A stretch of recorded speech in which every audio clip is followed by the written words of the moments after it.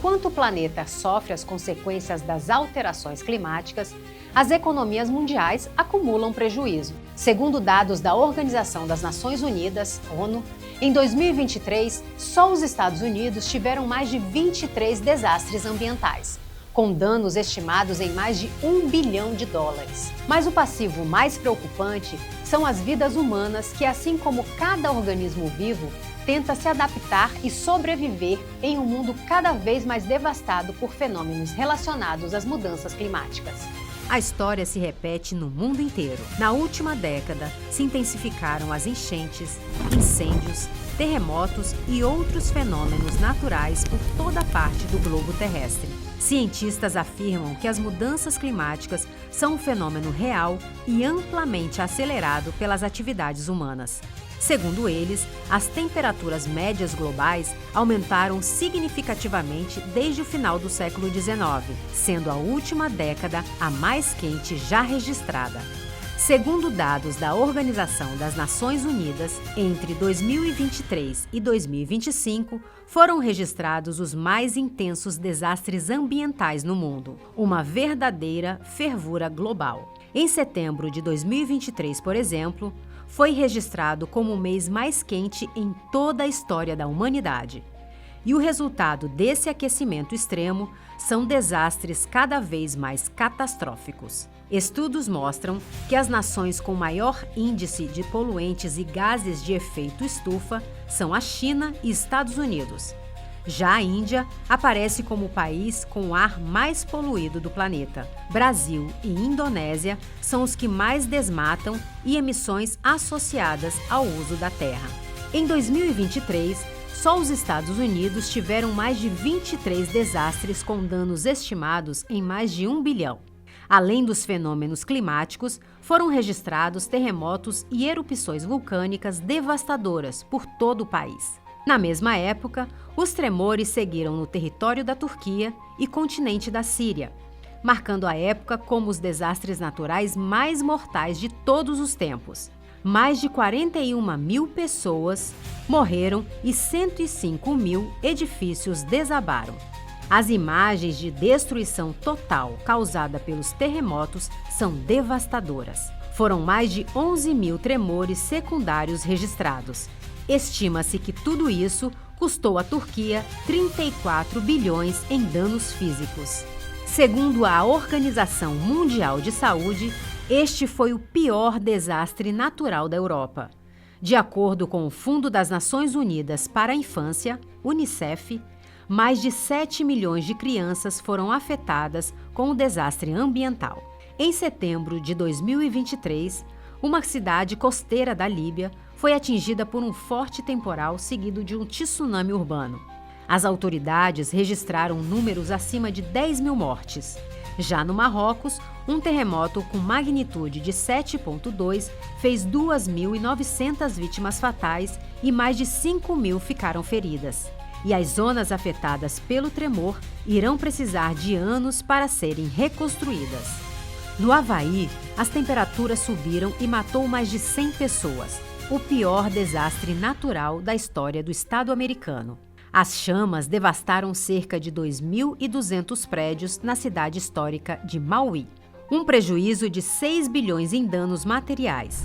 As autoridades acreditam que as folhas secas do chão, os ventos do furacão Dora e a seca extrema agravaram os incêndios. Segundo os cientistas, nos últimos anos tem chovido 90% menos em algumas regiões dos Estados Unidos, o que resulta em uma vegetação altamente inflamável, tornando o ambiente propício para grandes incêndios.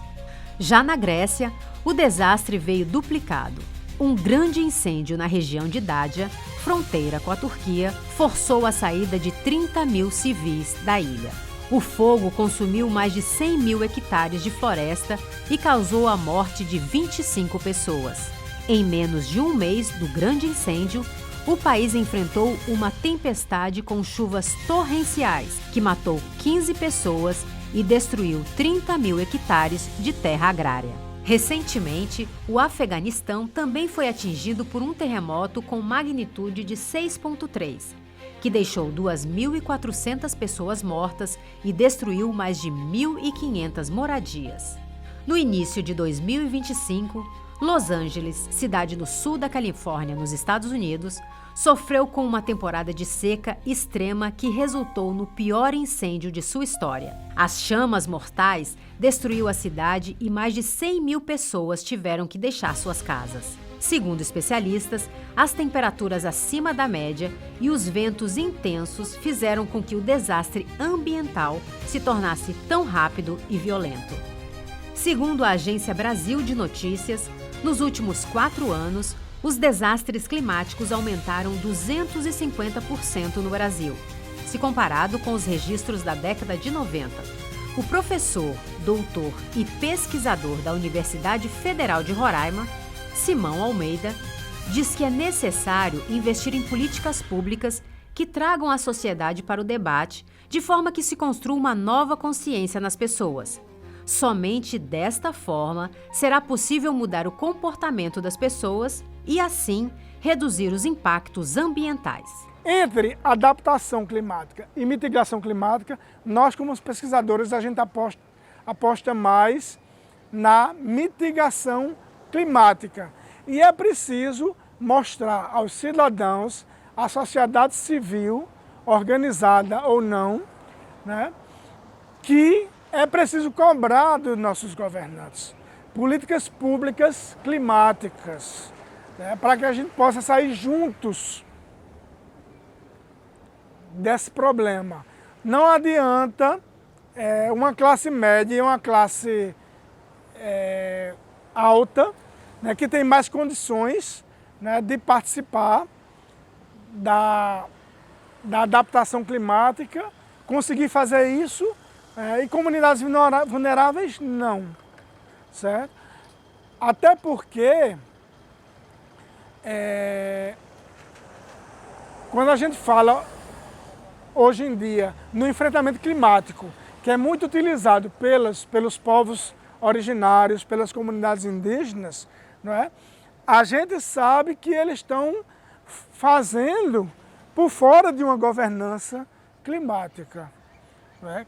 Quando deveria ter o apoio das políticas públicas, certo? Mas serve de educação climática para nós despertarmos, não mais para uma adaptação, não mais esperarmos por uma mitigação climática, mas a gente encontrar soluções no cotidiano, através das quais, né, políticas públicas possam ser implementadas, né? Por exemplo, eu faço a opção, e eu consegui fazer uma opção de morar perto do trabalho.